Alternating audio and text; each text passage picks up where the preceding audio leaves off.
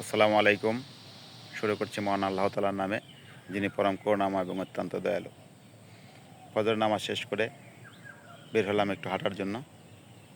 আমি আমাদের বাড়ির আশপাশে একটু হাঁটাহাঁটি করছি।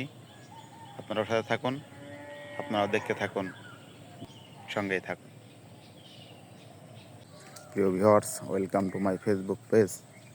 রুহুল মোল্লা ফেসবুক পেজের পক্ষ থেকে জানাই আন্তরিক শুভেচ্ছা অভিনন্দন। সকালে হাঁটা স্বাস্থ্যের জন্য অনেক উপকার। প্রত্যেকটা মানুষেরই সকালে একটু হাঁটা প্রয়োজন শারীরিক মানসিক প্রশান্তির জন্য। যে হারে বাংলাদেশের মানুষের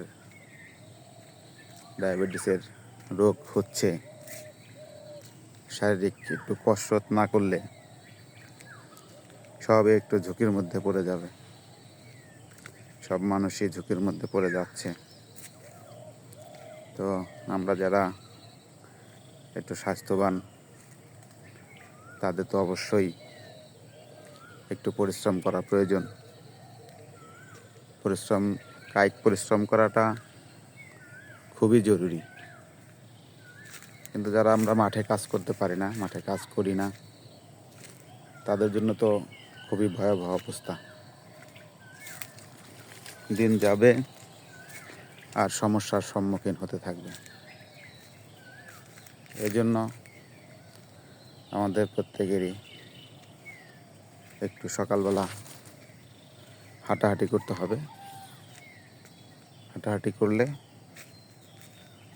আমাদের নিজেদেরই উপকার হবে, অন্যের উপকার তো করতে হবে না। তবে যখন নিজের উপকার হবে, তখন অন্যের উপকার হবে। কারণ আমি যদি সংসারের বোঝা হয়ে যাই, আমার যদি সংসারের জন্য বার্ডেন মনে হয়, তখন তো অন্যের ক্ষতি হয়ে গেল। এই জন্য নিজেকে সুস্থ রাখতে হবে। নিজেকে সুস্থ সবল রাখতে হলে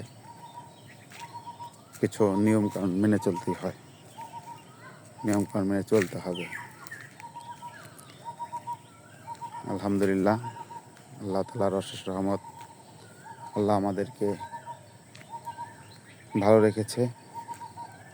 আল্লাহর দেয়া নিয়ামত নিয়ে আমরা বেঁচে আছি, খাচ্ছি, নিচ্ছি, দেখছি, সবই আল্লাহর নিয়ামত।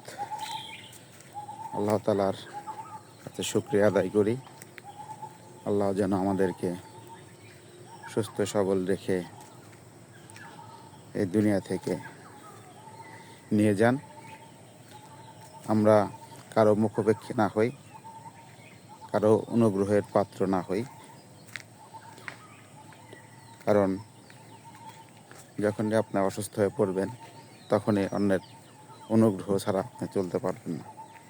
সেজন্য আল্লাহর কাছে ফরিয়াদ করা, আল্লাহ যেন আমাদেরকে সুস্থ রাখে, ভালো রাখে, এই কামনা করি। সুস্থ সবল অবস্থায় যেন আমরা আল্লাহর কাছে চলে যেতে পারি। আল্লাহ আমাদের সবাইকে মাফ করে দিন, আমিন। আমি এখন একটা আমাদের পুকুরের চালার চারপাশ হাঁটলাম। এখন পুকুরটা একটু দেখাই। এতক্ষণ পরে যে চালার মধ্যে হাঁটলাম, এটা হলো আমাদের এই পুকুর। এই পুকুরের পানি শুকিয়ে গেছে। এই চালার চারপাশে হাঁটাহাঁটি করলাম। তো সবাই ভালো থাকবেন। আসসালামু আলাইকুম রহমতুল্লাহি ওয়া বারাকাতুহু।